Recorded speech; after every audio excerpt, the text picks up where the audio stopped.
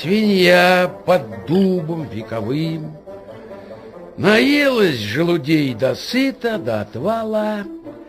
Наевшись, выспалась под ним, потом, глаза продравши, встала и рылом подрывать у дуба корни стала. Ведь это дереву вредит, ей с дубу ворон говорит. Коль корни обнажишь, оно засохнуть может. Пусть сохнет, говорит свинья, ничуть меня то не тревожит. В нем проку мало вижу я. Хоть век его-нибудь ничуть не пожалею, лишь были б желуди, ведь я от них жирею. Неблагодарная, примолвил дуб ей тут, когда бы вверх могла поднять ты рыло, тебе бы видно было, что эти желуди на мне растут.